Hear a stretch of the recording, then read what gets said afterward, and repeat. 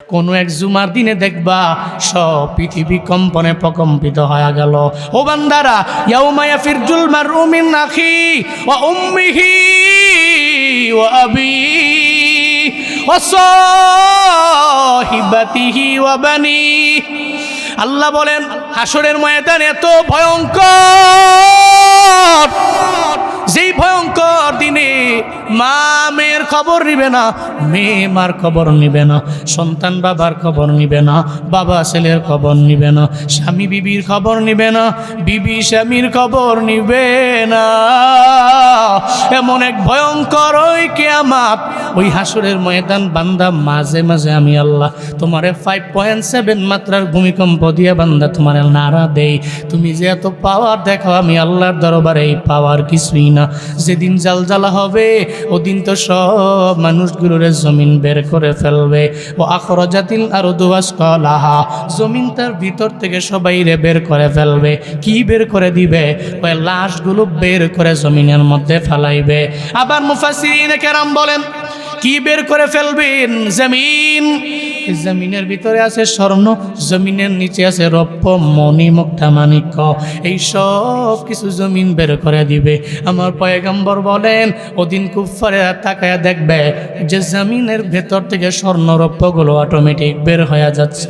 ওদিন ওই গুনাহগার, ওই বান্দারা চোখের পানি ফালায় ফালায় কাঁদবে আর দেখবে, বলবে এই স্বর্ণ রৌপ্য তোরা আমার জন্য এত পরিমাণে কাল, আমি তোদের দিকে তাকাইয়া একটা মানুষের গলার মধ্যে ছুরি লাগাইলাম, একটা মানুষের হত্যা করে ফেললাম, নিজের হত্যাকারী বানাইলাম। আমি বুঝি এই স্বর্ণরৌপ্যের জন্য বুঝি আর একজন মানুষের মাইরা ফেললাম। আমি বুঝি এই সম্পদের জন্য আমি দুনিয়ার মধ্যে চুরি করলাম, চুরি করার বদৌলতে আমার হাতটাও কেটে দেওয়া হলো। আমি সারা জীবন আমি আমার হাত নিয়ে চলতে পারি নাই। কেন? কারণ চুরি করার দায়ে আমার হাতটা কেটে ফেলা হলো, আমি এই হাতটা নিয়ে চলতে পারি নাই।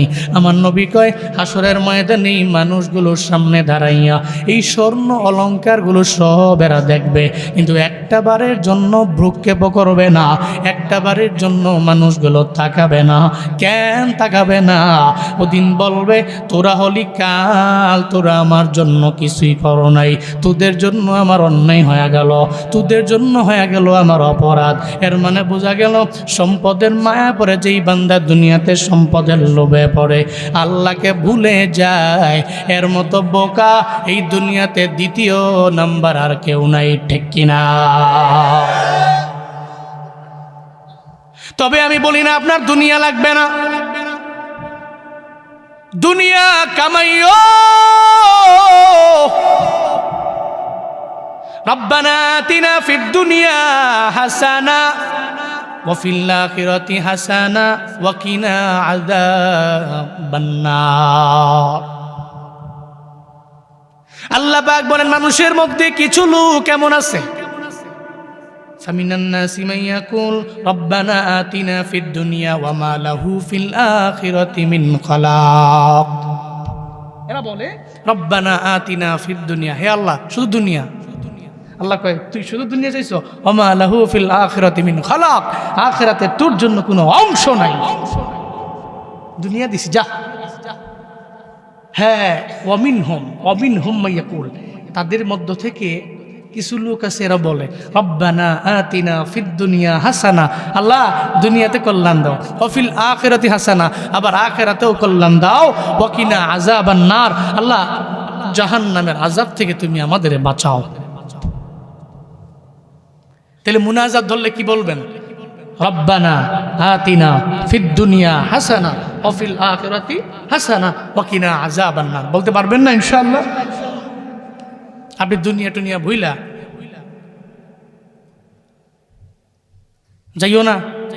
হ্যালো, হ্যাঁ বইও, কই যা? বসে পড়ো, জেনে আছে এনে বসে পড়ো, আর যাইও না, যদ্দূর উঠছে দূরে শেষ।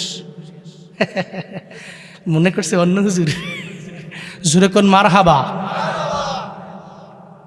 নারায়ে তাকবীর, নারায়ে তাকবীর।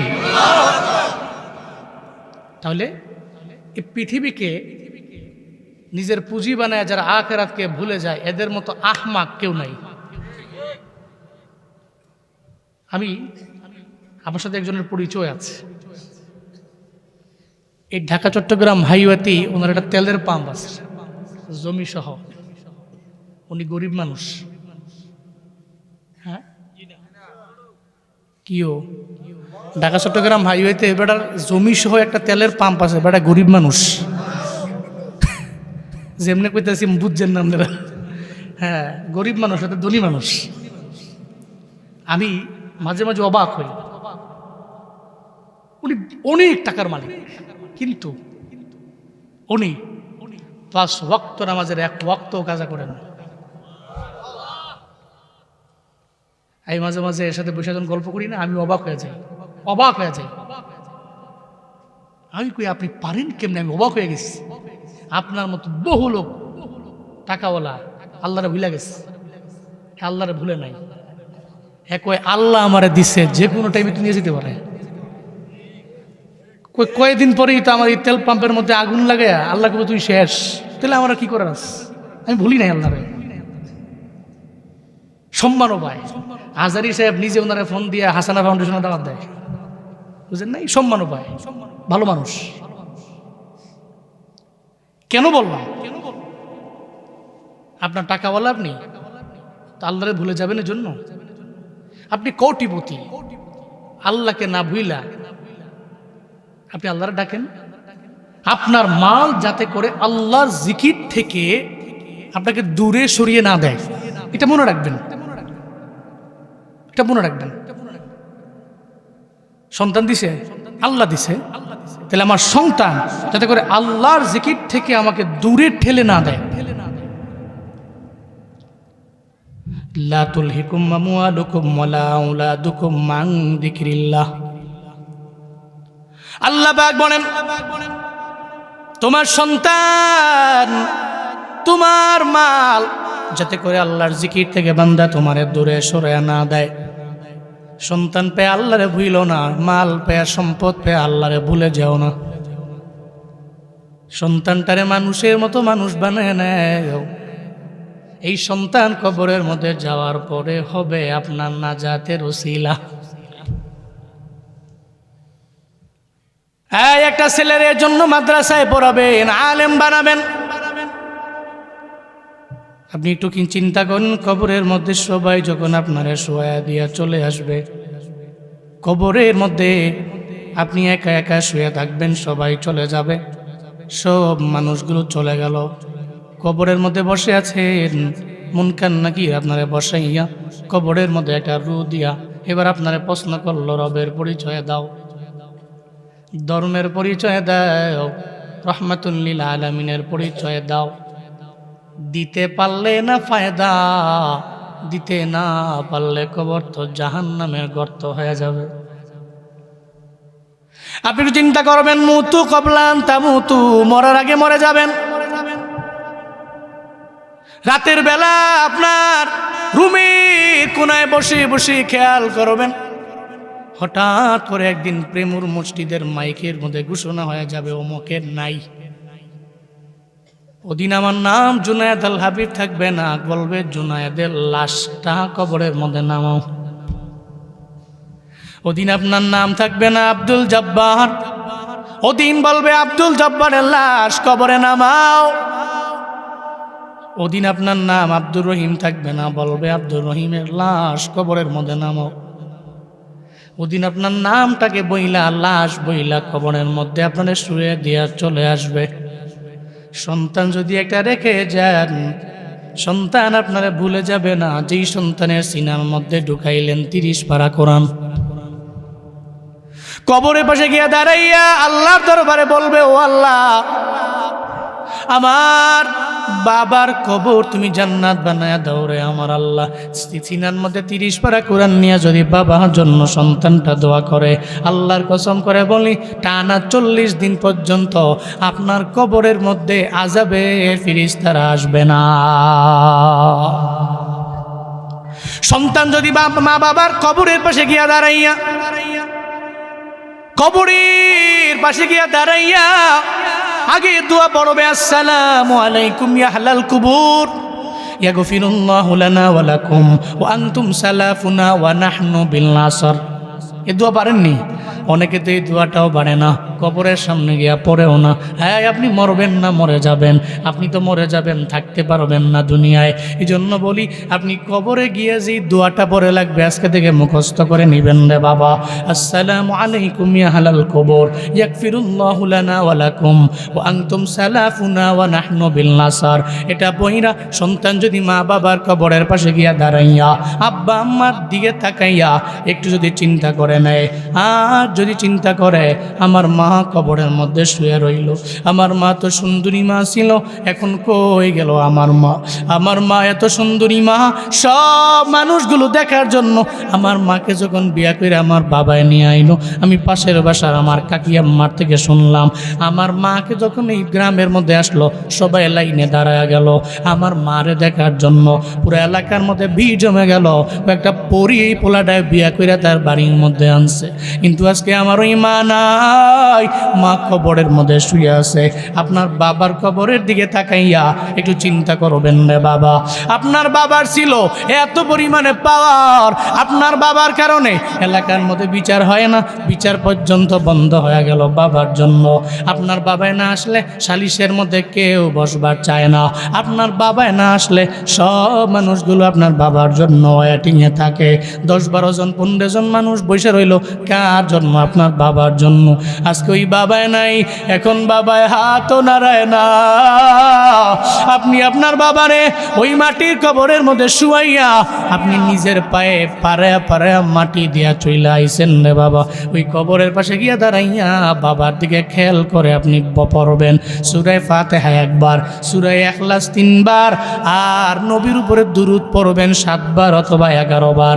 এই মা বাবার কবরের পাশে গিয়া দাঁড়াইয়া সন্তান যদি এই 3 বার সূরা ইখলাস পড়ে মা বাবার জন্য দোয়া করে দেয়, টানা 40 দিন ওই মা বাবার কবরে আযাবের ফেরেশতা আসে না। এমন সন্তান বানায়া যাবেন যেই সন্তান আপনার মরণের পর ধৈর্যই সম্পদ ভাগাভাগি করার জন্য পাগলের মতো হয়ে যাবে না। এমন সন্তান রেখে যাইয়েন না আপনার মরণের আগেই চিন্তা করে বাবায় মরতে দেরি, সম্পদটারে ভাগ কইরা কোন সময় নিমগা। আপনার সন্তান আপনার জন্য বড় দামি এক সম্পদ। এই জন্য তো নবী কয় 4 শ্রেণীর মা বাবারা বড় দামি। কয় শ্রেণীর? 4 শ্রেণীর মা বাবা বড় ভাগ্যবান। 4 শ্রেণীর মা বাবা। 1 নম্বরে সুহাদাদের মা বাবা বড় দামি। আল্লাহ পাক রব্বুল আলামিন বিনা হিসাবে তারা জান্নাতে দিয়ে দিবে। সুবহানাল্লাহ পকেটে থুইয়া বাড়ি যায় কইেন গা। তাও 5-6 জনে কইছে। জোরে কয় না সুবহানাল্লাহ, জোরে আলহামদুলিল্লাহ, আরো জোরে আল্লাহু আকবার। কয় শ্রেণীর আব্বা আম্মা ভাগ্যবান? 1 নম্বরে শহীদের আব্বা আম্মা। শহীদ কেডা? নেতার লেগে মরে গেছে গা, হ্যাঁ শহীদ। এবার কি শহীদ?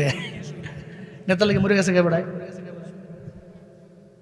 নবীর জামানায় শহীদ ছিল, টটকা শহীদ, ইসলামের জন্য জীবন দিয়ে দিছে। সুহাদাদের মা বাবারা ভাগ্যবান। এরা এমন দামি এমন ভাগ্যবানের জন্যই সাহাবায়ে কেরামের সব আব্বা আম্মারা সন্তানটারে শহীদ বানাইতে পারলে এরা মনে করতো আমার জীবনের জন্য বড় ফায়দা, আমার আখিরাতের জন্য বড় ফায়দা। সব নারীরা এরা বলতো আমার সন্তান যদি আমি শহীদ বানাইতে পারি যুদ্ধের ময়দানে পাঠায়া, আমার জীবনে এটা হবে আমার সম্পদ, আমার ছেলের কারণে হব আমি বেলা হিসাব জান্নাতি। নবীর জামানায় আজান দিত হযরতে বেলাল, মিনারে দাঁড়াইয়া হযরতে বেলাল আজান দিত হাইয়া আলাস সালাহ। হাইয়া আলাল ফালার এত মধুর বাণী হযরতে বেলালের কণ্ঠে আসার পরে সব সাহাবায়ে কেরাম নবীর পেছনে নামাজ পড়ার জন্য সবাই যাইতো। আজান দিত হযরতে বেলাল মিনারার মধ্যে দাঁড়াইয়া। একদিন হাইয়া আলাস সালাহ না বইলা হাইয়া আলাল ফালাহ না বইলা বলে দিল হাইয়া আলাল জিহাদ। এর মানে জিহাদের ময়দানে যাওয়া লাগবে। সাহাবায়ে কেরামেরা তোমরা সবাই অস্ত্র শস্ত্র নিয়ে চলে আসো, যুদ্ধের ময়দানে চলে যাওয়া লাগবে। মিনারায় দাঁড়াইয়া বেলাল আজান দেওয়ার পরে হঠাৎ করে পাশে একটা ঘরের মধ্যে আসছিল একটা মহিলা। ওই মহিলার চোখের পানি ফালায় ফালায় কান্না করে। এক ফোঁটা চোখের পানি ওই মহিলার 7 বছর বয়সী বাচ্চাটার গায়ের মধ্যে পড়ল। বাচ্চাটাও লাফ দিয়ে ঘুম থেকে জেগে গেল। তাকায় দেখে মা চোখের পানি ফালায়া ফালায়া কান্না করে। বলে মা গো তুমি কেন চোখের পানি ফালায়া কান্না করো, আমায় বলো না। মা কয় সন্তান রে, প্রতিদিন বেলাল আযান দেয় হাইয়া আলাস সালাহ, এর মানে নামাজের ব্যাপারে আওয়াজ। আমি ঘুম থেকে জেগে ওযু বানাইয়া মুসল্লা নিয়ে নামাজের মধ্যে দাঁড়ায়া যাই, কিন্তু এই আওয়াজ বরাবরের মতো সবসময় দেয় না। নবী যেদিন বলেছেন ওদিন দেয়, নবী যেদিন বলে ওদিন মিনারায় দাঁড়ায় বলে রে হাইয়া আলাল জিহাদ, জিহাদের ময়দানে যাওয়া লাগবে, আসো না জিহাদের ময়দানে যাওয়া লাগবে।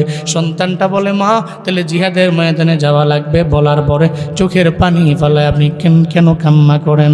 মা জানায় দেয় সন্তান রে এই মিনারায় দাঁড়ায় কয়েক মাস আগে যখন আওয়াজ দিয়ে দিল হাইয়া আলাল জিহাদ, তোমার বাবা মানে আমার স্বামী আমার পাশেই শুয়ে রইল। তোমার বাবারে আমি উঠে দিয়ে দিলাম, তোমার বাবা আমার থেকে বিদায় নিয়ে চলে গেল যুদ্ধের ময়দানে, জিহাদ করে ওই জায়গায় শহীদ হয়ে গেল। আজও পর্যন্ত তোমার বাবার চেহারা আমি দেখতে পারি নাই, তবে এজন্য কান্না করি না। কেন কান্না করি জানোনি? কারণ কান্না করার কারণ হলো এখন তো আমার উপযুক্ত কোনো সন্তানও দুনিয়ার মধ্যে নাই।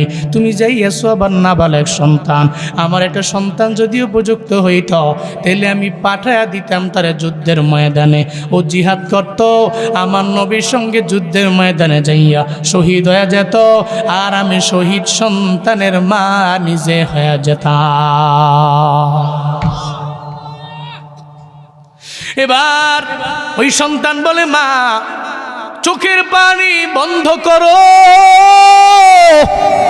মা তোমার চোখের পানি আমি সহ্য করতে পারি না, বরদাস্ত করতে পারি না গো আমার মা, চোখের পানি বন্ধ করো। আমি তোমার দরবারে ওয়াদা দিয়ে দিলাম আজকে যুদ্ধের ময়দানে আমি যাব, আমি ছোট্ট বাচ্চা হইতে পারি এর পরেও যাব, তবে গাজী হয়ে ফিরব না। ওই যুদ্ধের ময়দানে আমি নিজে শহীদ হয়ে যাব, শহীদ সন্তানের মা তুমি হয়ে যাবা। চিল্লা পড়ে যাবে কি মারহাবা। মা চোখের পানি বন্ধ হয়ে গেল। মা বলে সন্তান আমার চোখের পানি বন্ধ, কারণ আমার জীবনটাই বড় ধন্য হয়ে যাবে। তুমি যা বলছো ওইভাবে যদি কাজ করো তাহলে আমার জীবন ধন্য হয়ে যাবে। সন্তানটারে কুলের মধ্যে লইয়া মা রওনা হয়ে গেলেন নবীর দরবারে। আমার নবী ফজরের নামাজের পরে সবাইরে লাইনে দাঁড় করাইল। আজকে যুদ্ধের ময়দানে কে যাবে এটা পরীক্ষা করার জন্য লাইনে দাঁড় করাইয়া কে লিডার হয়ে যাবে, কে যুদ্ধের ময়দানে কোন জায়গায় থাকবে, আমার নবী সাহাবায়ে কেরামদের লাইনে দাঁড় করাইলেন। সবার পিছনে যাইয়া ওই মহিলাটা সন্তানটারে কুলের মধ্যে নিয়ে লাইনে দাঁড়ায় গেল। সাহাবায়ে কেরাম কয় মহিলা তোমারে তো যুদ্ধের ময়দানে নেওয়া হবে না, তোমারে নেওয়া হবে না, কেন আসলা? তোমারে নেওয়া হবে না। মহিলা কয় আমি যাইতাম না, আমার সন্তানটারে যুদ্ধের ময়দানে দেওয়ার জন্য আমি আসলাম, আমি যাইতাম না, ওরে দেওয়ার জন্য। আরে কও কি, মাত্র 7 বছর বয়সী বলা, ও যুদ্ধ করবে কেমনে?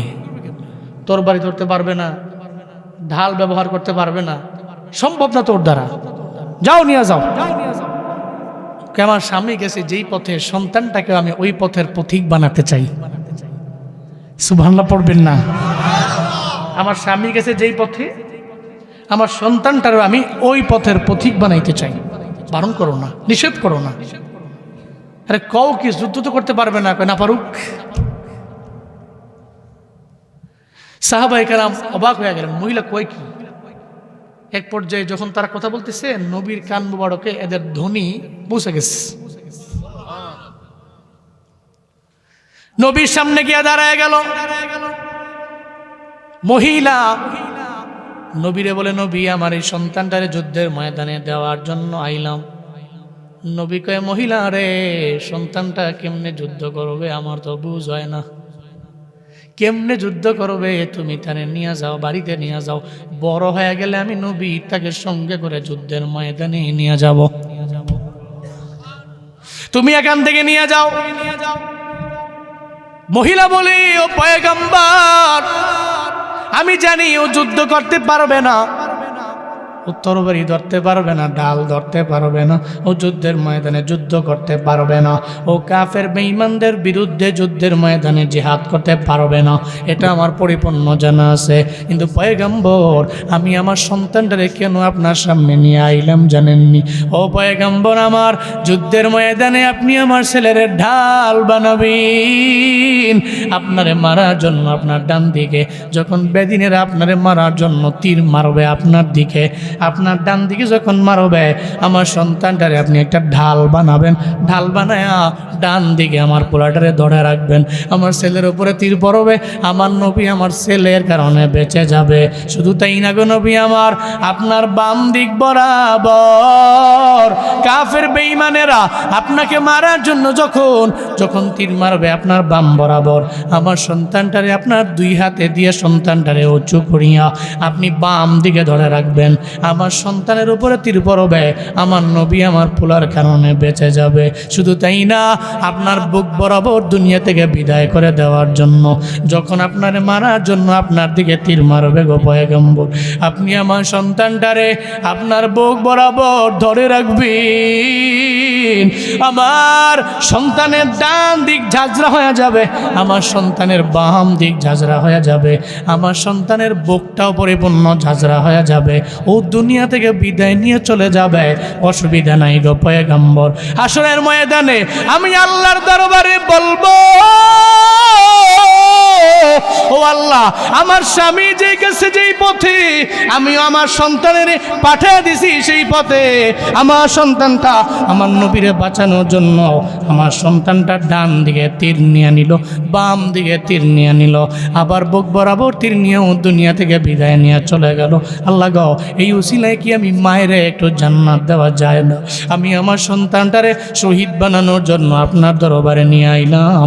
আমার মায়ের নবী কয়, না রে মহিলা, আবেগ দিয়া তো সব চলে না, আমি এই ছোট্ট বাচ্চাটারে যুদ্ধের ময়দানে নিবার চাই না, তুমি যাও যাও বাড়িতে নিয়ে যাও।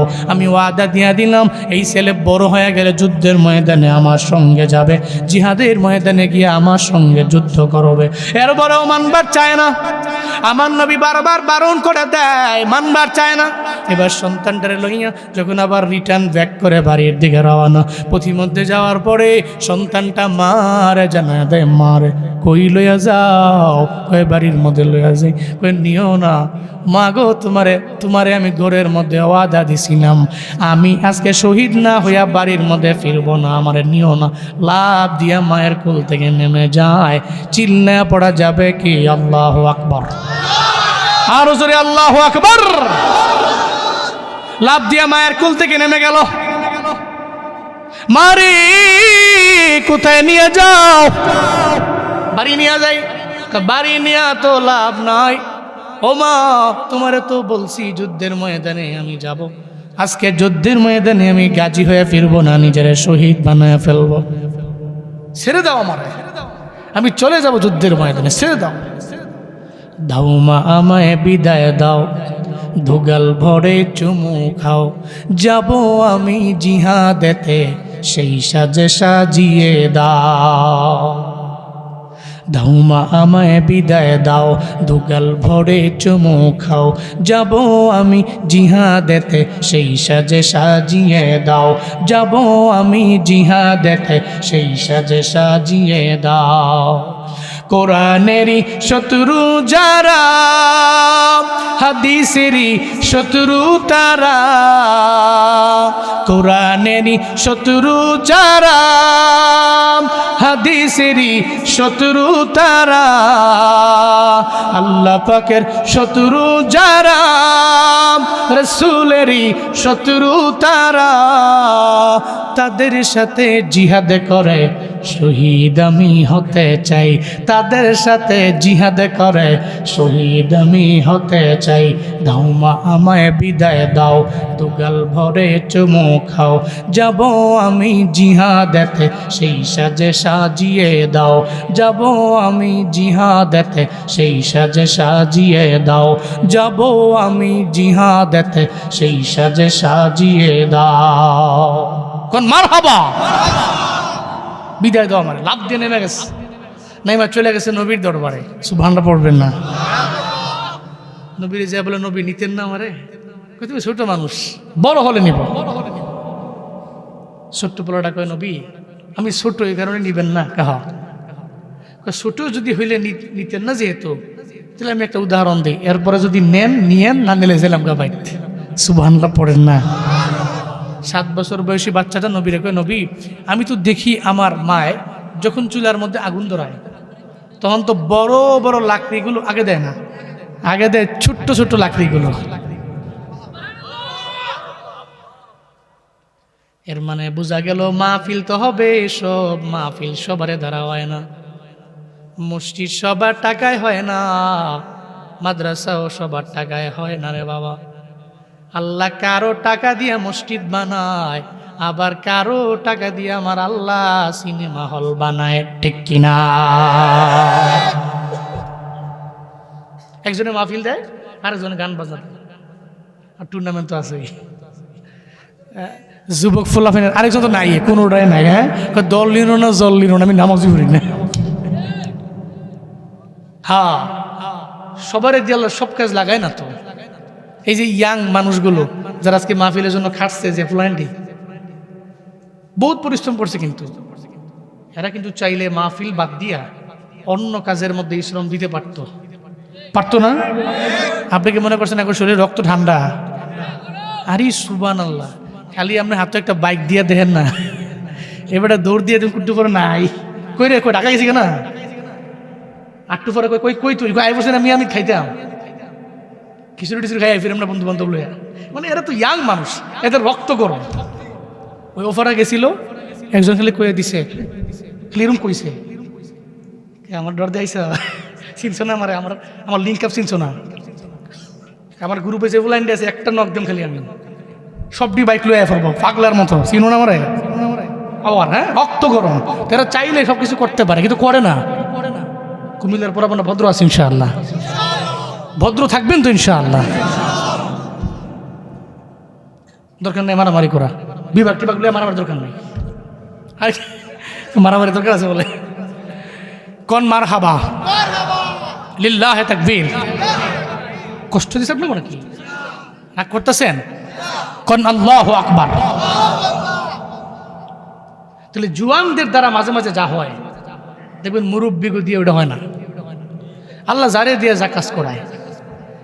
ছোট্ট ফুলাটা কয়, নবী ছোট্ট সাহাবী, আমি তো দেখি লাকড়িগুলো বড়ডি আগে দেয় না, আগে দেয় ছোটডি পরে বড়ডি। কি বুঝাতে চাও? যুদ্ধের ময়দানে নবী যাবেন, সব সাহাবায়ে কেরাম আপনার সঙ্গে যুদ্ধের ময়দানে যাবে, সব সাহাবায়ে কেরাম দাঁড়ায় থাকবেন, আমি ছোট,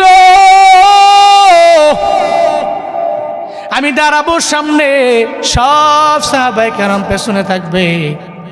নবী গো আমি সামনে থাকার কারণে আমার দিকে থাকা কাফেররা বলবে, ছোট্ট একটা পোলায় যুদ্ধ করার জন্য চলে আইছে ময়দানে, আমার দিকে মারবে, আমারে মারার পরে তীর মারামারি শুরু হয়ে যাবে। এর মানে যুদ্ধের ময়দানে, আজকে জিহাদের ময়দানে যুদ্ধটা আমি ছোট সন্তানদের তীর মারার মাধ্যমে শুরু হয়ে যাবে। এই কারণে পয়গম্বর আমার নিতে বললাম।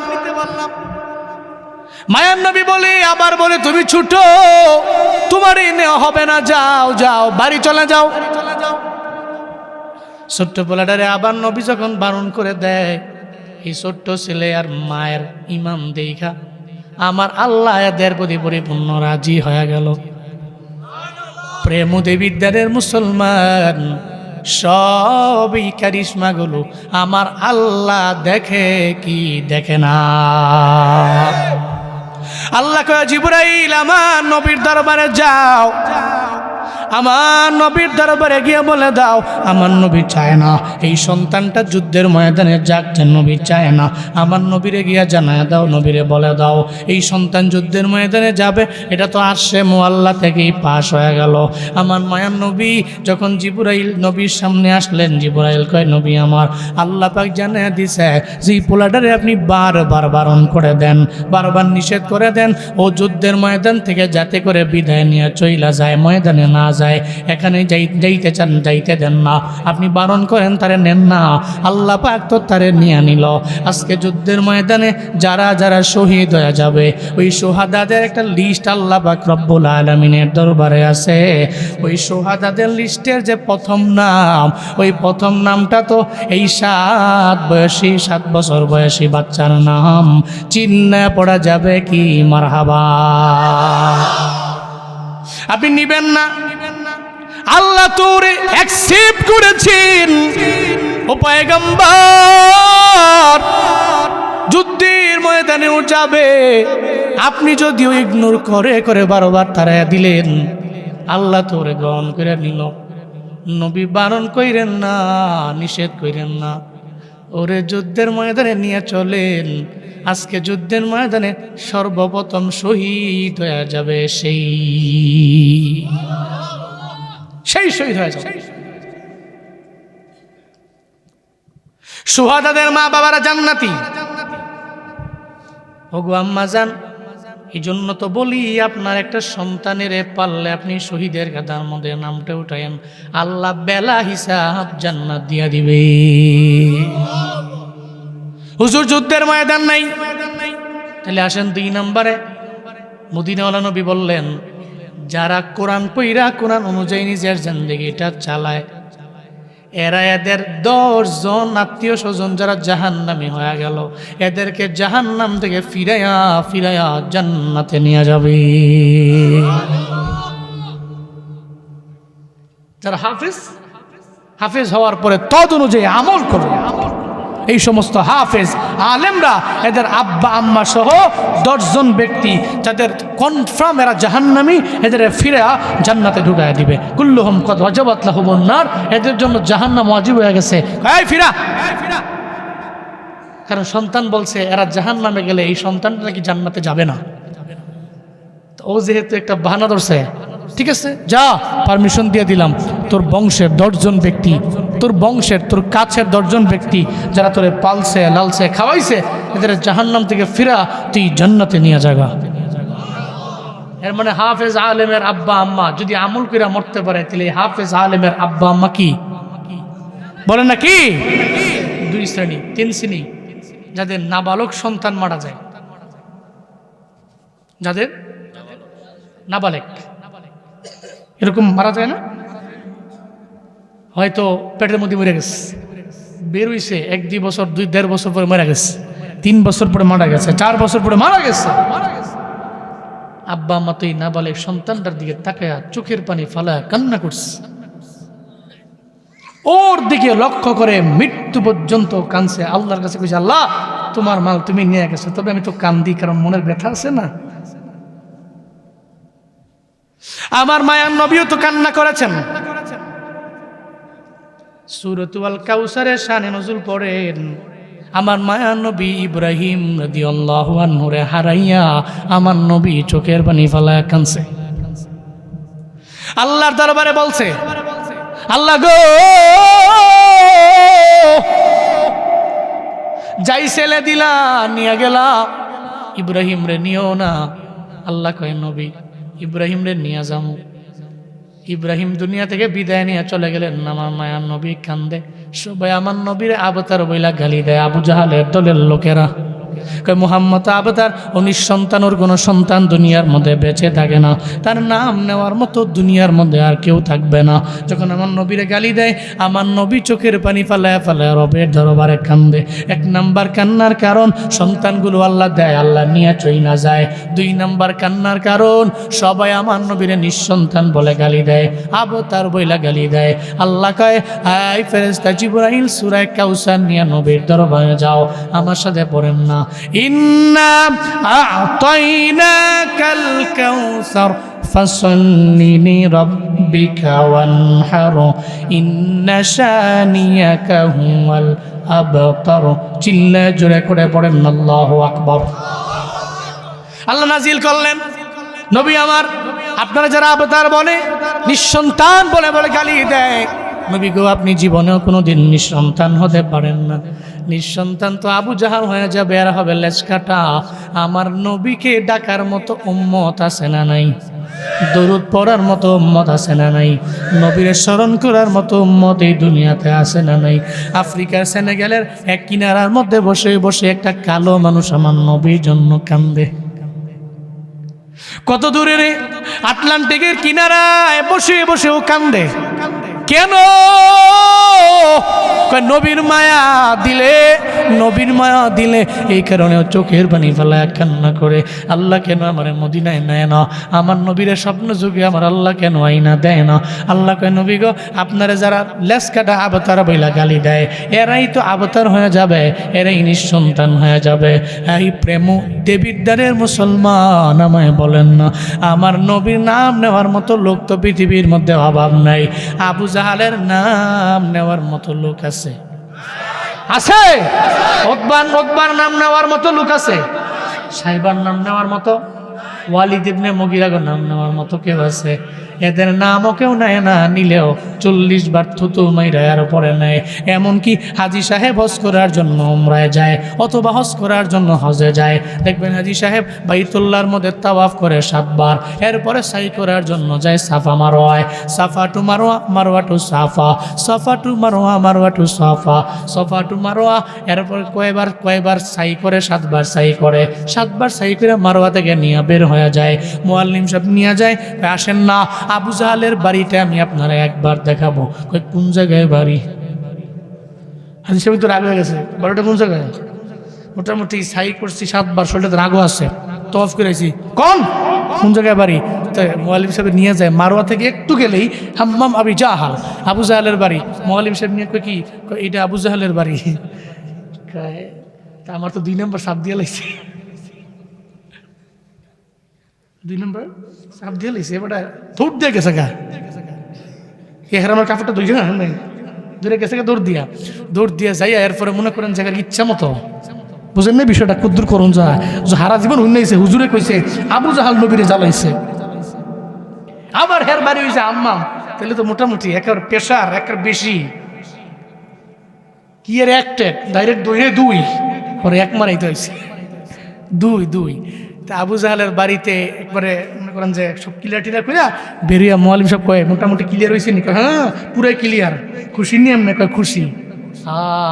আবু জাহালের বাড়ি হাম্মাম, টয়লেট। আবু জাহাল কইছিল মুহাম্মদ সাল্লাল্লাহু আলাইহি ওয়াসাল্লামের নাম নেওয়ার মতো কেউ থাকবে না, অথচ নবীর নাম নেওয়ার মতো লোক ঠিকই আছে।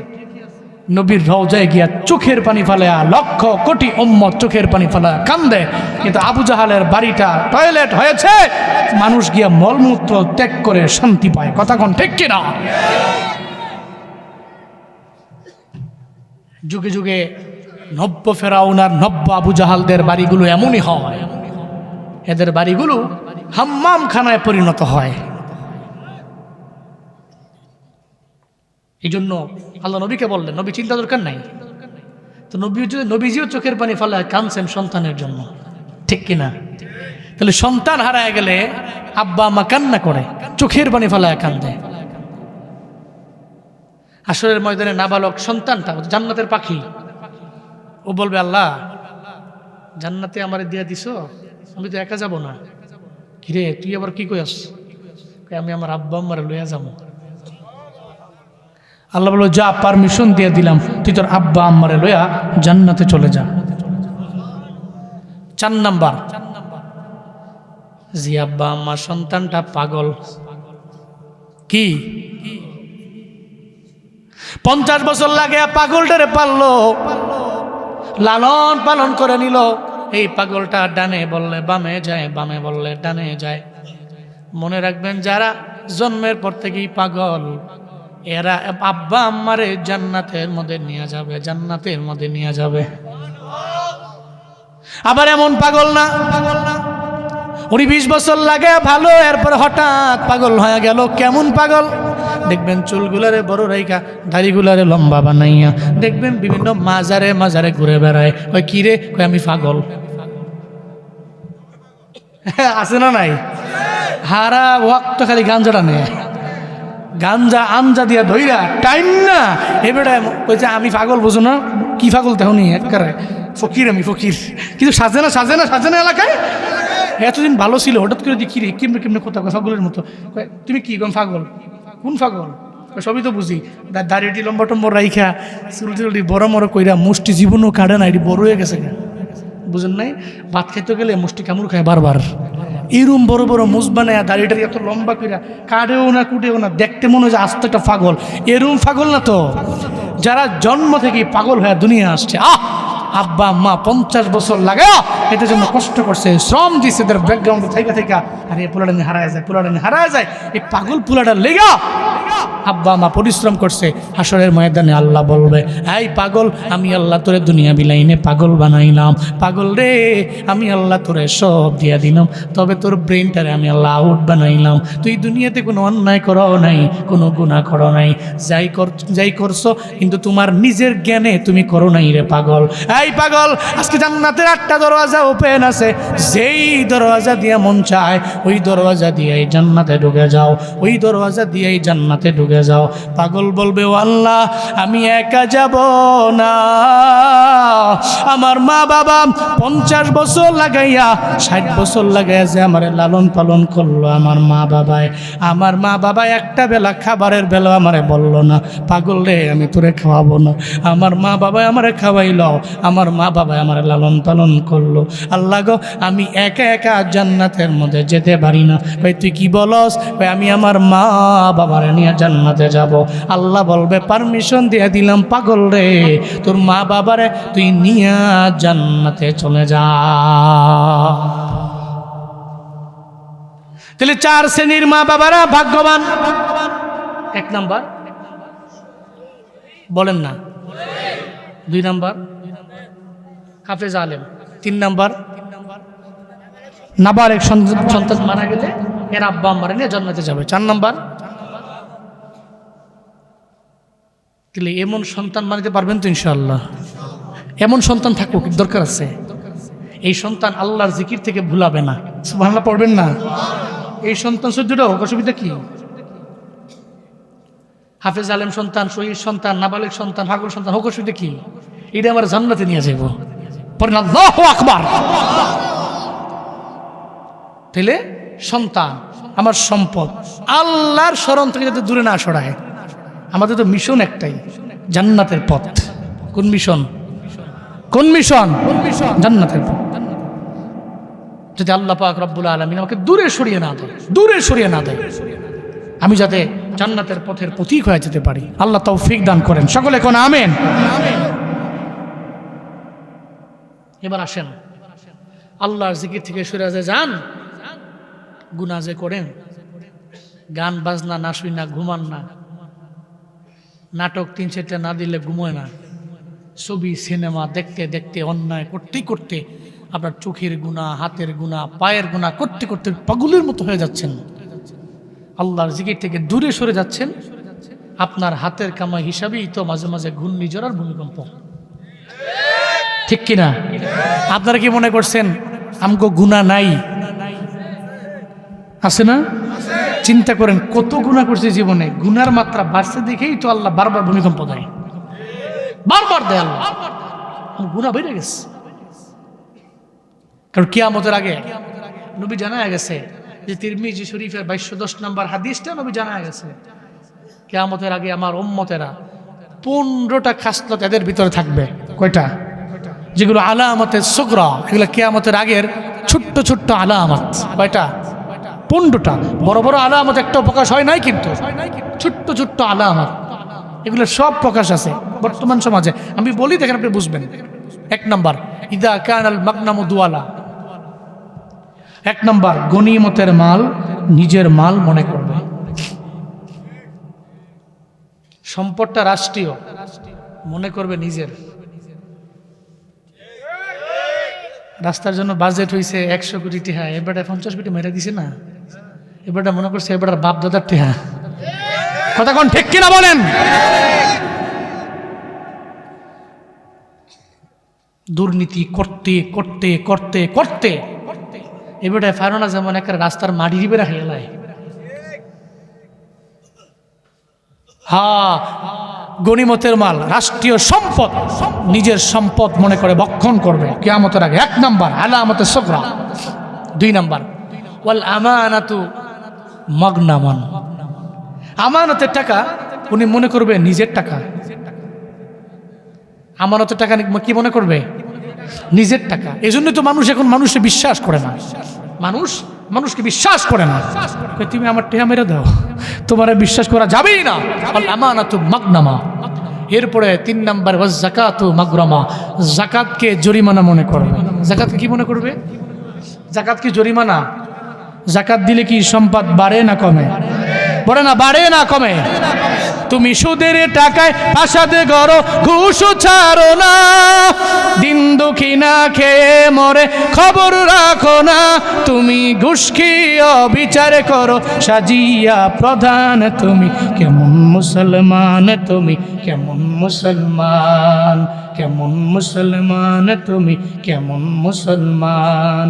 নামাজের সাথে নাই পরিচয়, মানো না কোরআন, নামাজের সাথে নাই পরিচয়, মানো না কোরআন। তুমি কেমন মুসলমান, তুমি কেমন মুসলমান, কেমন মুসলমান, তুমি কেমন মুসলমান।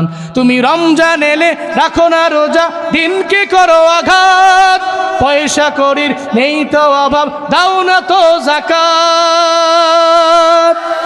তুমি ইমানদারির বড়াই করো, নেই তোমার ইমান, ইমানদারির বড়াই করো, নেই তোমার ইমান। তুমি কেমন মুসলমান, তুমি কেমন মুসলমান, কেমন মুসলমান, তুমি কেমন মুসলমান। নামাজের সাথে নাই পরিচয়, মানো না কোরআন, নামাজের সাথে নাই পরিচয়, মানো না কোরআন। তুমি কেমন মুসলমান, তুমি কেমন মুসলমান, কেমন মুসলমান, তুমি কেমন মুসলমান। ঠিক কিনা? ময়দান কায়েম হওয়ার আগে মানুষগুলো যাকাতকে মনে করবে জরিমানা। লুঙ্গি একটা দিছে, এমন লুঙ্গি, গরিব বেটা কয়ে তোমার লুঙ্গির চাইতে আমার ঘরেরটি বহুত গুণে ভালো। একবার পরে দোয়ান দিছে, শেষ। একবারে মনে হচ্ছে টান দিলে ছিড়া। এরম জাকাত দেয় কি দেয় না? তো হে তো মনে করতেছে এটা জরিমানা না। আপনার যাকাত তো আপনার পরিচয়, ইসলামের পরিচয়, ঈমানের পরিচয়। আপনি যে মুসলমান, যাকাত আপনার পরিচয়।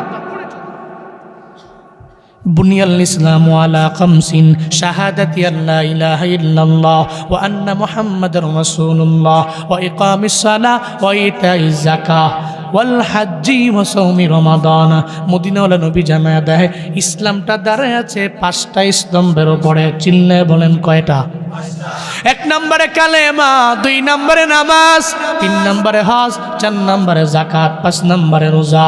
এই আল্লাহ নবী জানায়া দেয় তুমি মুসলমান, পরিচয় হলো তোমার 5টা স্তম্ভ তুমি ঠিক রাখো, 5টা পিলার তুমি ঠিক রেখে নাও। 1 নম্বরে কালেমা পড়ে নাও, 2 নম্বরে কালেমা পড়ার পরে নামাজ কায়েম করে নাও, 3 নম্বরে নামাজের পরে তুমি রোজাও রাখো, 4 নম্বরে তোমার উপরে হজ ফরজ হয়ে গেলে জীবনে একবার হজ করা ফরজ, তুমি বাইতুল্লাহ দূরে যাও। 5 নম্বরে তোমার উপরে যাকাত ফরজ হলে যাকাত দিয়ে দাও। এগুলা যদি ঠিকমতো করতে পারো, এই 5টা স্তম্ভ ঠিক রাখতে পারলে তুমি একজন মুসলিমে কামেল, তুমি একজন মুমিনে কামেল হয়ে যেতে পারো। বারে বাবা ও আল্লাহর বান্দারা, এর মানে বোঝা গেল যাকাত আমার জরিমানা না, যাকাত দেওয়া ইসলামিয়তের পরিচয়। ঠিক কিনা? কিন্তু কিয়ামতের আগে মানুষ মনে করবে যাকাত জরিমানা। নবীজি বললেন এরপরে আমার উম্মতেরা ওয়া তো আর রাজুলু যাওজাতাহু ওয়া আক্কা উম্মাহু, এই আমার উম্মতেরা এমন হয়ে যাবে এরা এদের বিবির কথা মাইনা মায়ের মনের মধ্যে আঘাত দিয়া দিবে, বিবির কথা মানবে কিন্তু নিজের মায়েরই অবাধ্য হয়ে যাবে। কই আমার সুন্দরী বিবি আমার মায়ের বিরুদ্ধে একটা কথা বলল, আমি এটার বিরুদ্ধে অ্যাকশন নেওয়া লাগবে, ডাইরেক্ট অ্যাকশন আমি নিয়ে নিব। আল্লাহর কসম একবার, আল্লাহর কসম দুইবার, আল্লাহর কসম শতবার, তুমি তোমার বিবির কথা মাইনা মায়ের মনের মধ্যে যদি আঘাত দাও, বিবির কথা মাইনা মায়ে যদি অবাধ্য হয়ে যাও, আল্লাহর কসম করে বলে যায় জীবনে কোনোদিন তুমি উন্নতি সাধন করতে পারবা না। ও দেবিদ্যার প্রেম এলাকার যুবক, জীবনে দামি হতে হলে মায়ের দুয়ার বিকল্প নেই। আজকে থেকে নিয়ত করে নাও আমি আমার বউয়ের কথা মানবো, ঠিক আছে, তবে আমার মায়ের অবাধ্য হইয়া না। আমি বউরে বলবো বউরে তুমি তোমার জায়গায় থাকো, আমার মাকে নিয়ে কিছু বলার দরকার নেই, কারণ আমার মা আমার জনম দুঃখিনী মা, আমার মা আমারে পেটের মধ্যে নিয়ে নিও, আমার মা আমারে বড় করছে। দুনিয়াতে আসার সময় মা বালতি বড় রক্ত জড়াইল, দুনিয়াতে আসার পরে আমার মা আমারে 2টা বছর দুগ্ধবান করাইল। আমি জীবনেও কোনোদিন আমার মারে বলতে পারি না। নিয়ত করে নাও আজকে থেকে তুমি তোমার মায়ের অবাধ্য হবা না, বউয়ের জায়গায় বউকে রাখবা, মাকে মায়ের জায়গায় রাখবা। এরপরে আমার নবী জানায়া দেয় অবর্ণ সদিকহু ওয়া জাফা আবাহু, আমার উম্মতেরা এরা বাবারই বলে যাবে, বন্ধু বান্ধবের নিজের আপন মনে করবে। বন্ধু বান্ধবেরা বললে ব্যাংক থেকে টাকা নগলে সেন্ড করে দিছে, কিন্তু বাবার বেলায় নাই। বড় পোলায় ঠেলা দেয় মাজারও পোলার, মাজা পোলায় ঠেলা দেয় ছোট পোলার, এরপরে 3 নম্বর পোলায় ঠেলা মারে 4 নম্বর ভাইয়েরে আমার বাবারে কেন খাওয়াও না। একটা পর্যায়ে দেখা গেল 3 সন্তান দুনিয়ার মধ্যে আছে, এরা কামাইও করে, বাবাটাই বাড়ির মধ্যে থাকে, ঔষধ কেনার টাকাও মাসে মাসে পায় না। আমাদের সমাজে এমন ঘটনা আছে না নাই? ওর সব চলে, বাবার বেলায় নাই। বাবাই মনে মনে কয় তুই তো তোর বন্ধু বান্ধবের নিয়ে ঠিকই করতে পারো, সব জায়গায় যেতে পারো, আমি বাবারে ওষুধ কেনার টাকা মাসে মাসে কিছু কি দেওয়া যায় না। দেখবেন বাবা এই কথা বলে, সাবধান, এটা করা যাবে না। আমার নবী বলছে উম্মতেরা করবে বারর সদিকহু জাফা আবাহু, এরা বন্ধু বান্ধবের আপন মনে কইরা নিজের বাবারই বইলা যাবে। শুধু তাই না, কিয়ামতের আগে ওয়ারতাফাতিল আসওয়াতু ফিল মাসাজিদ, মসজিদের মধ্যে গন্ডগোল বেড়ে যাবে। এই যে সামনে মসজিদ, মসজিদের সামনে রেখে আপনাদের বলি সাবধান বাবারা, জীবনে কোনোদিন মসজিদের মধ্যে ঝগড়া করা যাবেনি। মসজিদের ভিতরে হট্টগোল আসেনি, টুকিটাকি অন্তত না, মসজিদের ভিতরে না, সব জায়গায় এটা হবে না। নবীজি কইছে আগে হবে, মসজিদ তো আল্লাহর ঘর, মসজিদ থেকে বের হয়ে পড়েন। কেউ যদি উচ্চ আওয়াজে কথা বলতে চায় যে বলুন বাপ আল্লাহর দোয়াই এটা মসজিদ। এরপরও তো কিছু লোক আছে গাউরা, আছে না। আরে সুবহানাল্লাহ, এবারে তো ইমাম সাহেবের কথাও শুনে না, কমিটির কথাও শুনে না, কারো কথাই শুনে না। এবারে জোরে কথা কইতে পারলে মনে করছে এবারে বেড়া, কিন্তু গুনাহ হইতেছে, বুঝতেছে না। এটা মসজিদের আদবের খেলা। আপনি যাই বলবেন মসজিদ থেকে বের হয়ে ঝগড়া করার অসুবিধা নাই, কিন্তু কিয়ামতের আগে মসজিদের ভেতরে হট্টগোল বেড়ে যাবে, ঝগড়াঝাটি হবে।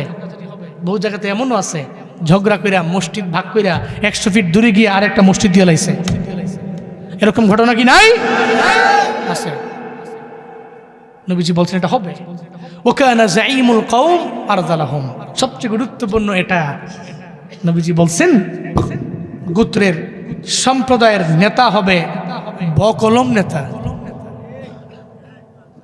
না গেছে স্কুলের বারান্দায়, না গেছে মাদ্রাসার বারান্দায়, উনি এই সম্প্রদায়ের, এই গোত্রের, ওই সমাজের, এই এলাকার সবচেয়ে বড় লিডার, উনি নেতা। উনি নবীজি বলছেন কানা যাঈমুল কওম আরযালাহুম, সম্প্রদায়ের লিড দিবে বকলম নেতা। এরপরে উকরিমার রজুল মাখাফাতা শাররি, ব্যক্তিকে সম্মান করা হবে, ব্যক্তিকে সম্মান করা হবে, সে ক্ষতি করে ফেলবে এই চিন্তা নিয়ে, এই ভয়ে। যদি এই ব্যক্তিটারে সম্মান না করি তাহলে ঝামেলা হয়ে যাবো গা, এই ব্যক্তির সম্মান না করলে আমার মাহফিল বন্ধ হয়ে যাবো গা, মসজিদে তালা পড়ে যাব, এই চিন্তা নিয়ে আরে সম্মান করে, মন থেকে সম্মান করে না। এক এলাকার মধ্যে বড় মাহফিল ছিল, হক্কানি আলেমের মাহফিল। এলাকার নাম কুলি সিন্দালি বিনোদন কইতাম না। এই হক্কানি আলেমের মাহফিল, বড় ওয়াজ মাহফিল। এমপি সাহেবের নামটা উফরে না দিয়া নিচে কেন দিছে, এই মাহফিল বন্ধ হয়ে গেছে। এরকম গত 16 বছর হয় নাই? সাহস পাও না মিয়া, তোমার হুজুর কি আমার এমপিতে বড় নাকি? আপনার এমপি অনেক বড়, আমি মানি, ঠিক আছে, অনেক বড়, কিন্তু এই ওয়াজ মাহফিলে যিনি বয়ান করবে এর চাইতে বড় সেকেন্ড কেউ নাই। কথা কোন ঠিক কিনা বলেন? উনি বড়, ওনার নাম উপরে থাকবে। আপনার এমপি সাহেবের নাম দিছে না? দিছে, নিচে দিছে, কি হয়েছে? কিন্তু না, বন্ধ করে দিছে। আবার বন্ধ করছে, ইতিহাস আছে। একজনের টান দিয়া সিরালাইছে বেটাকে পোস্টার, রাত 12টা বাজে ছিটছে, যে রাত 12টা বাজে ছিল, পরে সিসি ক্যামেরা ধরাও হয়ে লিস। যাই কয় আপনি একজন গণ্যমান্য ব্যক্তি, আমাকে পোস্টারটা ছিললেন, অ্যাকশনে যাবো বললাম। এখন বেটা ডরে মাস্টার্স লইয়া, বড় মাস্টার্স লইয়া, বুঝলেন নাই, গেছে গা যে বড় নেতার সামনে 5 গুলাম তো সামনে বইয়ে রয়েছে। নেতাজি কাজ একটা কইরা লিছে, কি করছো? আগে পোস্টারটা ছিটছে, কিতে ছিটছো? বড় হুজুরের নামটা উপরে, আর আমার নেতা আমনের নামটা হুজুর গো নিছে, এটা মানতাম পারছি না, সিরালিছে টান দিয়া। ঠিক আছে, যাও, মলম জায়গা মতো লেগে গেছে, যাও গা। থানায় ফোন দিয়ে কয়ে দিছে এই মাহফিল জীবনে কোনো দিন হতে পারবে না, বন্ধ হয়ে গেছে। 3-4 বছর এই বড় মাহফিল বন্ধ ছিল। কেন? নামটা আমার নিচে কেন? এরপরের থেকে যত কমিটি আছে এরা মনে মনে চিন্তা করছে কোনোদিন জীবনে এবারের নাম নিচে দেওয়া যাবে না, উপরে দেওয়া লাগবো। যদি উপরে দেয় মাহফিল হবে, যদি নিচে দিই বন্ধ হয়ে যাবে। তাহলে এবারে যে সম্মান করছে উকরিমার রজুল মাখাফাতা শাররি, ব্যক্তিকে সম্মান করা হয়েছে, ব্যক্তিকে সম্মান করা হয়েছে, সে ক্ষতি করে ফেলবে, এই চিন্তা নিয়ে নবীজি বলছেন হাশরের ময়দান কায়েম হওয়ার আগে সমাজ এটা চলবে। শুধু তাই না, অত্তুকিজাতিল কায়নাতুল মাআজিফ, উম্মতেরা গান বাজনা, বাদ্যযন্ত্র এবং গায়িকা নায়িকাদেরকে গ্রহণ করে নেবে। মনে রাখবেন, এই ভূমিকম্প হওয়ার পেছনে কারণ আছে। সবচেয়ে বড় কারণ হলো গায়ক গায়িকা, নায়ক নায়িকা, বাদ্যযন্ত্রের গান বেড়ে গেছে, এই কারণে ভূমিকম্প হচ্ছে, এটা নবীজি বলছেন।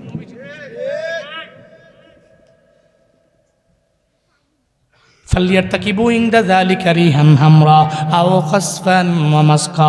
মদিনাওয়ালা নবী বলেন, এই উম্মতেরা, এই সব যদি তোমরা দেখতে পাও তাহলে অপেক্ষা করে নাও, তোমাদের বাতাস আগুনের চাইতে আরো গরম হয়ে যাবে, এত গরম হবে বাতাস। শুধু তাই না, আও খাসফান ওয়া মাসকা, মদিনাওয়ালা নবী জানায়া দিলেন ভূমি ধস বেড়ে যাবে, ভূমিকম্প বেড়ে যাবে। এই জন্যই তো 24 ঘন্টার মধ্যে হয়েছে 3 বার। জোরে বলেন কয়বার? 3 বার হয়ে গেছে। ও যুবক, ও প্রেমু এলাকার মুসলমানেরা, আজকে থেকে নিয়ত করে নেন রে বাবা, আমার আপনার সব হাতের কামাই এগুলা, জহরল ফাসাদু ফিল বাররি ওয়াল বাহার বিমা কাসাবাত আইদিন নাস, যা হয় জলে এবং স্থলে সব হলো আমাদের হাতের কামাই, মানুষের হাতের কামাই। আজকে থেকে নিয়ত করে নেন, আপনি জীবনেও চলার পথে অন্যায় করবেন না, নিজের এমন বড় মনে করবেন না, আপনার পাওয়ার অনেক বেশি। সাবধান বাবারা, আপনার সম্পদ যাতে করে আল্লাহর জিকির থেকে আপনারা দূরে না সরায়, আপনার সম্পদ সন্তানেরা যাতে করে আপনার আল্লাহর জিকির থেকে আপনারা দূরে সরায় না দেয়। আজকে থেকে নিয়ত করেন, কারা কারা পারবেন 2টা হাত তুলে আমার আল্লাহরে দেখেন রে বাবা।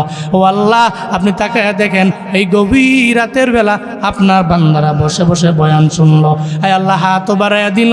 ও আল্লাহ, আপনি আমাদের প্রত্যেককে সম্পদ পাইয়া যাতে করে আমরা আল্লাহরে বুইলা না যাই, মানে আপনারে আমরা বুইলা না যাই, এমন তৌফিক দান করেন, এমন ঈমানওয়ালা আমাদের বানায়া দেন রে আল্লাহ। আয় আল্লাহ, সম্পদ সন্তান পাইয়াও এরপরে এদেরকে যাতে মানুষের মতো মানুষ বানাইতে পারি, আপনার দিকে অগ্রগামী হতে পারি, আপনার জিকির আমরা বেশি বেশি করতে পারি। ও আল্লাহ, তৌফিক দান করেন। চিল্লা পড়েন আমিন, আরো জোরে পড়েন আমিন। وحبيب ربنا وطبيبنا وطبيب قلوبنا ومولانا محمدا عبده ورسوله صلى الله تعالى عليه وعلى آله وأصحابه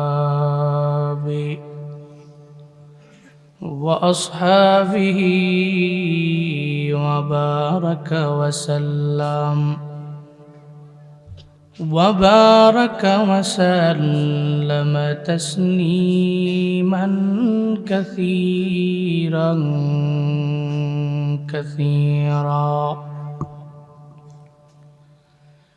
الذي أرسله الله تعالى بالحق بشيرا ونذيرا وداعيا إلى الله بإذنه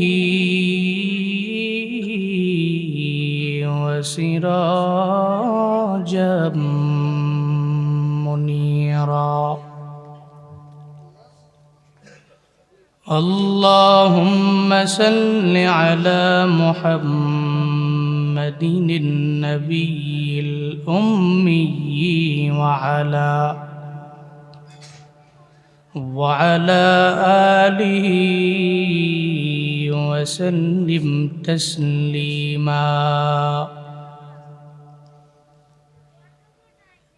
وبعد فأعوذ بالله من الشيطان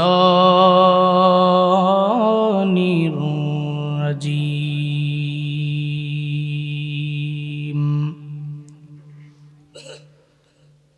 بسم الله الرحمن الرحيم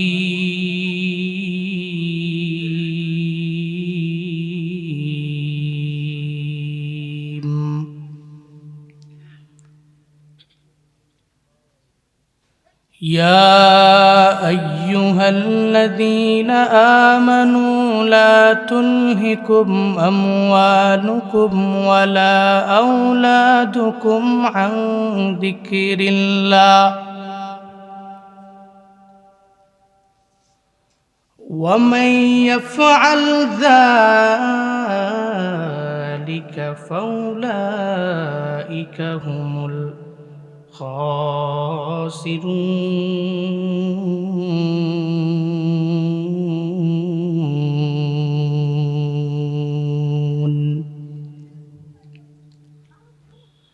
وقال النبي صلى الله عليه وآله وسلم إذا فعلت أمتي 15 خصلة حل بها البلاء فقيل وما هن يا رسول الله قال إذا كان المغنم دولا والأمانة مغنما والزكاة مغرما وأطاع الرجل زوجته وعق أمه وبر صديقه وجفى أباه وارتفعت الأصوات في المساجد إلى آخر الحديث أو كما قال النبي عليه الصلاة والسلام صدق الله مولانا العظيم وصدق رسوله النبي الكريم ونحن على ذلك لمن الشاهدين والشاكرين والذاكرين والحمد لله رب العالمين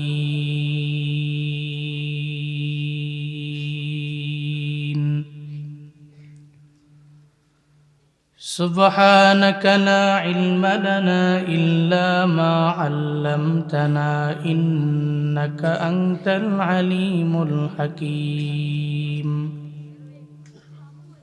رب اشرح لي صدري ويسر لي أمري واحلل عقدة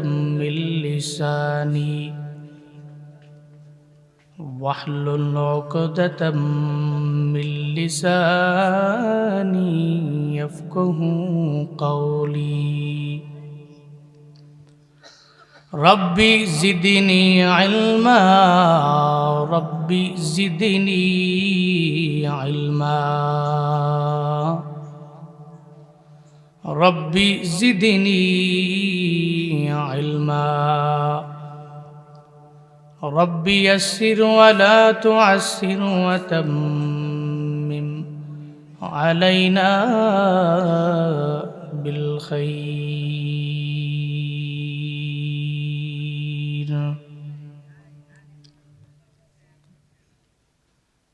دنیا کی صداقت میں تیرا نام رہے گا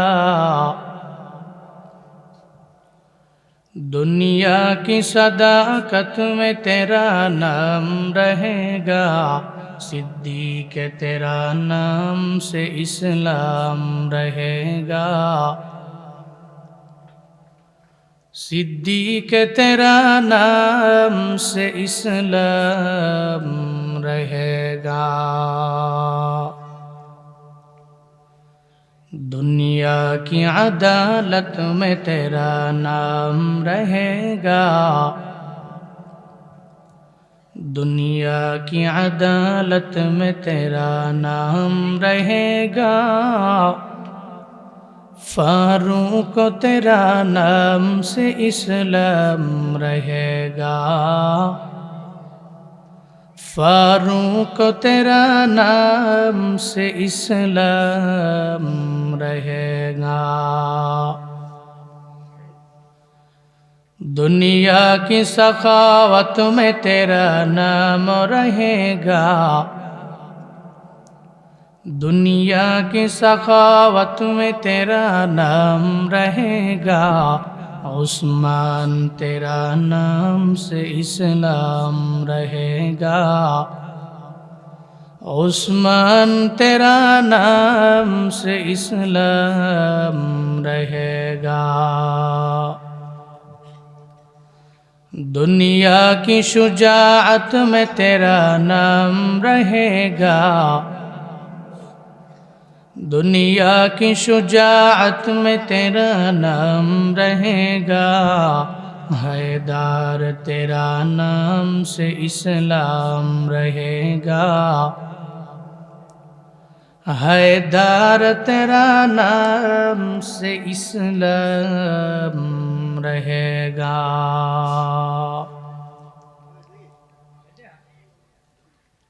প্রেম ও দক্ষিণপাড়া চন্দ্রাইল মসজিদুল কুবা জামে মসজিদের উদ্যোগে আয়োজিত 37তম বার্ষিক ওয়াজুদ ওয়ার মাহফিলের আজ 22 নভেম্বর 2025 মুতাবাররক এই মজলিসের সম্মানিত সভাপতি সাবেক ইমাম ও খতিবুল জামে মসজিদের আলহাজ হযরত মাওলানা সিরাজুল হক সাহিব দামাত বরকাতুহুম আজকের এই মাহফিলের সম্মানিত প্রধান অতিথি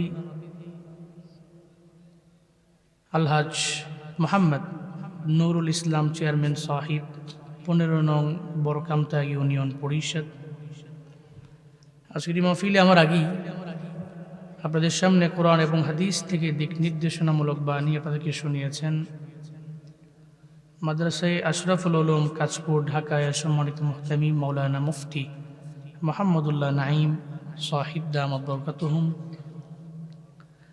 আজকের মাহফিলে কথা বলেছেন বিশিষ্ট ইসলামী চিন্তাবিদ সুরলিত কণ্ঠের অধিকারী কারি সাইফুল ইসলাম সিদ্দিক সাহিব দামাত বরকাতুহুম কুমিল্লা কথা বলেছেন হযরত মাওলানা হাফিজ মোহাম্মদ নাইমুর রহমান আশরাফি হাফিজাহুল্লাহ তাআলা ওয়া রাআ হযরত মাওলানা শাহাদাত হুসাইন আল কাসিম আজকের মাহফিলের ব্যাকগ্রাউন্ডে অক্লান্ত পরিশ্রম রয়েছে মসজিদের মাহফিল ইমাম সাহেবের তো একটু পরিশ্রম থাকবেই এবং অনেক শ্রম দেয় ওনারা আজকের এই মাহফিলে আয়োজন ওয়াইজ হাফিজ ডাক্তার মিজানুর রহমান সাহিব সহ আরও অনেকেই আজকের এই মাহফিলে বয়ান করেছেন। বাদাল আসর থেকে নিয়ে পর্যন্ত দ্বীনি আলোচনা শোনার লক্ষ্যে আপনারা বসে আছেন। শুরুতেই আমাকে একটু উচ্চ কণ্ঠে উচ্চ আওয়াজে জবাব দিবেন, সুন্দর এই মাহফিলটি পেয়ে আপনারা খুশি না বেজার? খুশি, একটু একটু খুশি না বেশি খুশি? বেশি খুশি। মাহফিল তো 1 বছর পরে পরে একবার হয়, তাই না? বাৎসরিক এই মাহফিলগুলো আমাদের সমাজে, সোসাইটিতে সংস্কৃতির মতো মিশে আছে। প্রতি বছর বাৎসরিক মাহফিল দেয়। দেখেন আজকে প্রত্যেকটা ঘরের মধ্যে খাবার ভালো, ঠিক কিনা? প্রত্যেকটা ঘরে মেহমান আছে।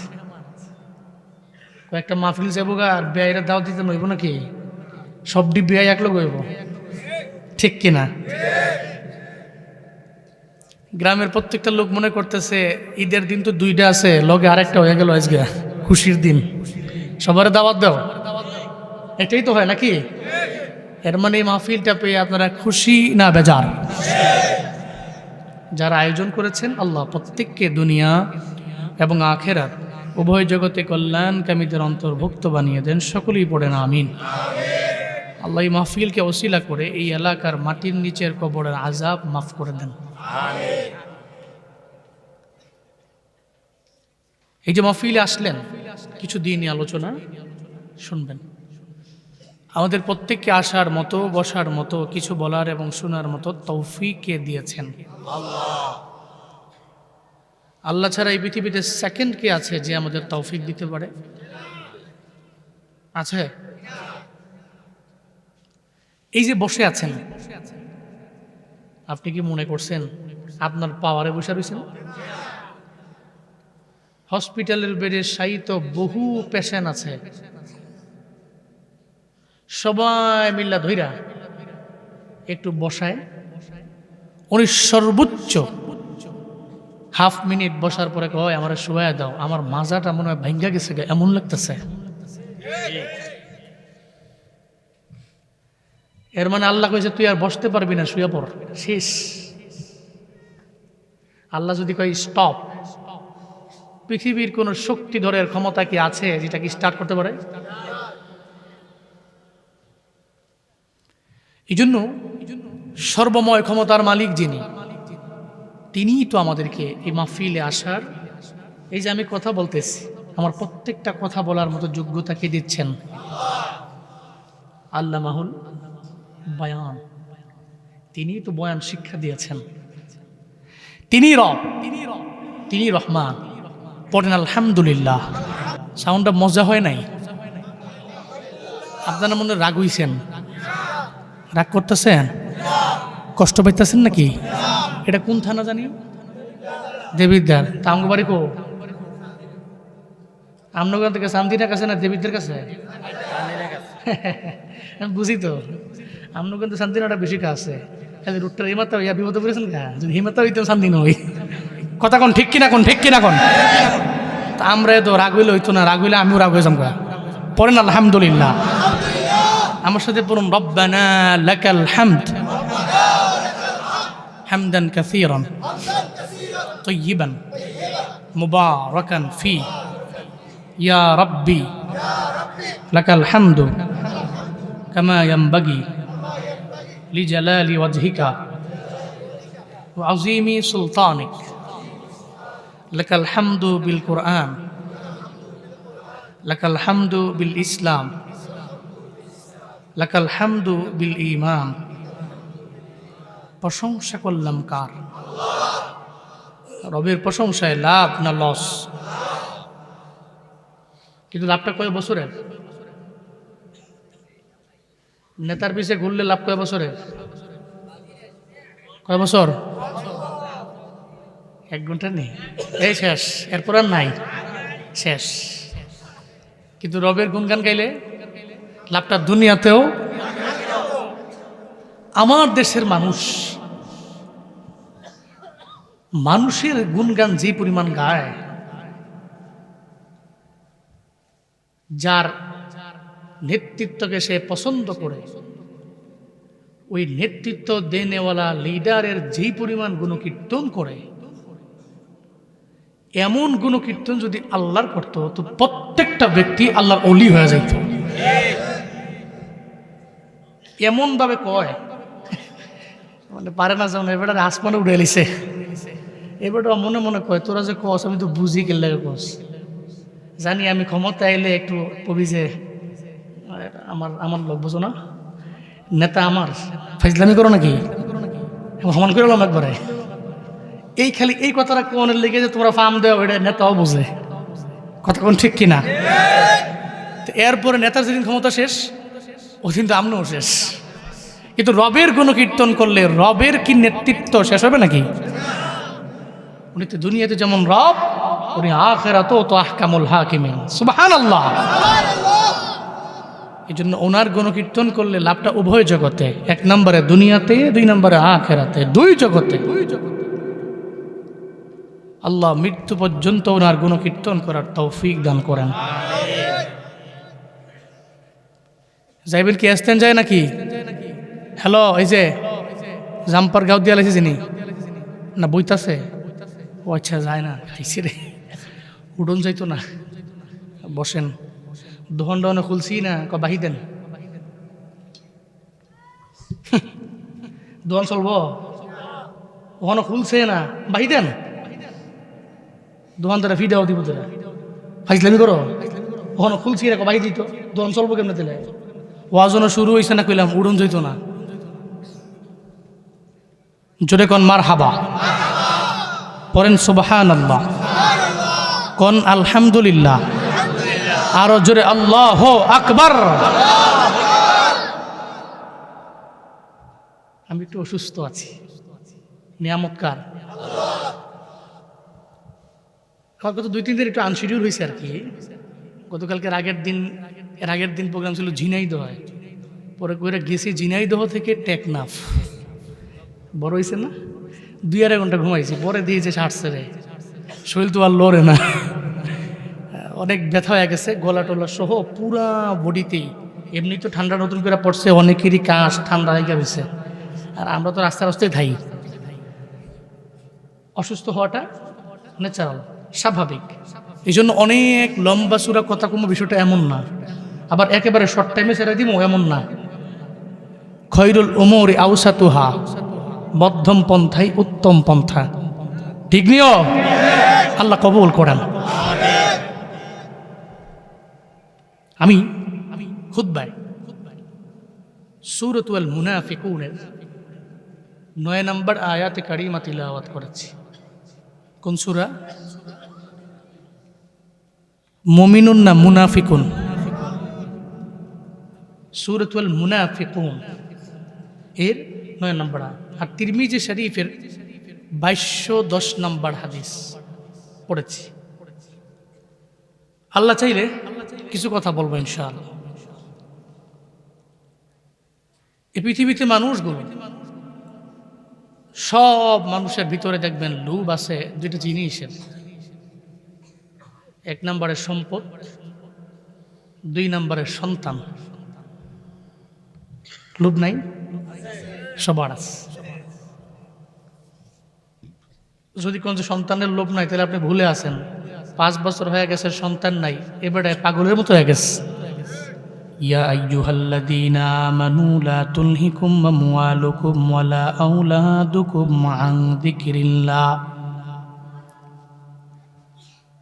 ওয়া মান ইয়াফআল যালিকা ফাউলাইকা হুমুল খাসিরুন।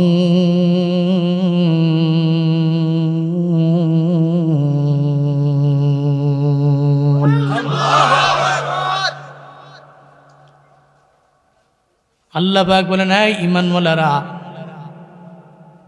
লা তুলহিকুম আমওয়ালুকুম ওয়ালা আওলাদুকুম আন যিকরিল্লাহ, আমি আল্লাহ তোমাদের মালের মালিক বানাইলাম, সন্তান সন্ততির মালিক আমি আল্লাহ বড় মায়া করে তোমাদের বানাইলাম। তুমি হয়ে গেলা সম্পদের মালিক, তুমি হয়ে গেলা সন্তানের মালিক। তবে আমি আল্লাহ যা দিলাম সব পেয়ে আমি আল্লাহরে তুমি বইলা যাও না। তোমার মাল যাতে করে আমি আল্লাহ স্মরণ থেকে তোমারে দূরে না সরাই। তোমার সন্তান বড় মায়ার, সন্তান যেন আমি আল্লাহর জিকির থেকে বান্দা তোমারে না সরাই। সন্তান পাইছো আল্লাহরে ভুলে যেও না, সম্পদ পাইছো আমার আল্লাহরে ভুলা যাবে। আল্লাহ পাক বলেন সম্পদ দিলাম আমি আল্লাহ, সন্তান দিলাম আমি আল্লাহ। 5 বছর স্বামী স্ত্রীর সন্তান নাই, পাগলের মতো হয়ে গেছে। এমন কোনো ডাক্তার নাই যে ডাক্তারের দরবারে দৌড়ায় না আর যা বলে ও ডাক্তার আমার ছেলে নাই মেয়ে নাই, প্রেসক্রিপশন দেন, যত ওষুধ লাগবে আপনি লিখে দেন, আমার ছেলে লাগবে আমার মেয়ে লাগবে। একটা ছেলের জন্য মেয়ের জন্য এই মানুষগুলো পাগলের মতো হয়ে যায়। আল্লাহ কয় গোলাম আমি আল্লাহ মায়া করে তোরে সন্তান দিয়ে দিলাম, সাবধান সন্তান পাওয়ার পরে আল্লাহর জিকির কোনোভাবেই ভোলা যাবে না। আল্লাহর জিকির কি?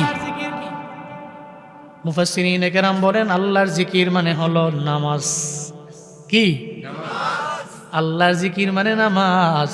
মুফাসসিরিনে কেরাম বলেন আল্লাহর জিকির মানে কুরআনের তিলাওয়াত।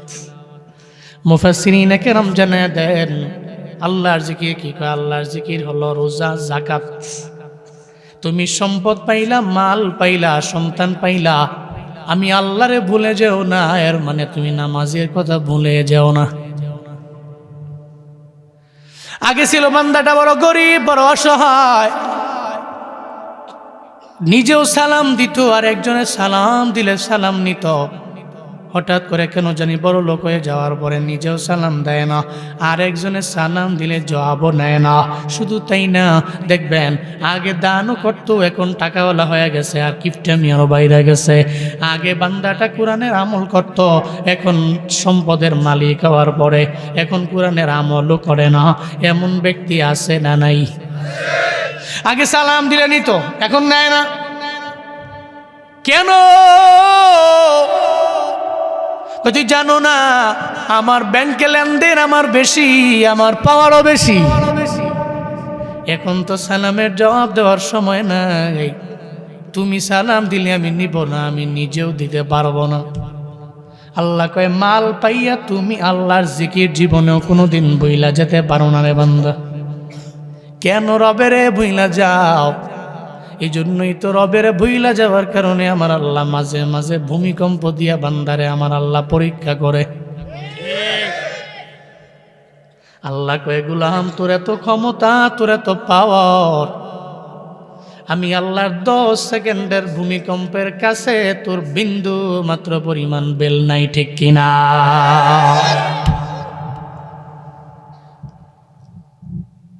গতকাল যদি আরো 5 সেকেন্ড 10 সেকেন্ড হয়ে যাইতো, পুরো ঢাকার শহরে হতো লাশের মিছিল। এটা তো সবাই বলে মাত্র 5 সেকেন্ড 10 সেকেন্ড যদি আরো বেশি হইতো তাহলে লাশের মিছিল হয়ে যেত, বিল্ডিংগুলা সব বড় বড় দালানগুলো ভেঙ্গে চুরমার হয়ে যেত, লাশের একটা মিছিল হয়ে যেত রে, কান্নার একটা রুল পড়ে যেত। আল্লাহ কয় এটাই তো তোমার পাওয়ার। এই পারলে ভূমিকম্পটারে তুমি ঠেকাও না, তোমার তো পাওয়ার নাই, কারণ সর্বময় ক্ষমতার মালিক একজন, চিল্লায়া বলেন তার নাম। হাসরের ময়দানে যেমন মানুষ কেউ কারো খবর নিবে না। কেন খবর নিবে না? আমি তো একটা ভিডিও দেখে পরিপূর্ণ বুঝলাম। দোকানের মধ্যে বাবাও আছে ছেলেও আছে, ভূমিকম্পের কারণে দোকানটা নড়তেছে, বাবায় দৌড় দিয়া বের হয়ে গেছে। বাবায় দৌড় দিয়া বের হয়ে গেছে, সন্তানের খবর নাই। বের হয়ে যাওয়ার পরে সন্তানও দৌড় দিয়া বের হয়ে গেল। সন্তান বের হয়ে যাওয়ার পরে বাবার হুঁশ ফিরল, সন্তানটারে কুলের মধ্যে উঠে নিয়ে নিল। এর মানে দোকানে মনে নাই, দোকান থেকে বের হওয়ার পরে সন্তানটারে কুলের মধ্যে নিল। ও বাবারা, এটা আপনি মনে করছেন আপনি বাবা হইলে ছেলেরে ফালায়া যেতেন না, বিষয়টা এমন না। যখন মানুষ বড় বিপদের মধ্যে পড়ে যায়, ও তো তার ছেলের খবরও নেয় না, মেয়ের খবরও নেয় না। হাসরের ময়দানটা তো এমনভাবেই কায়েম হয়ে যাবে,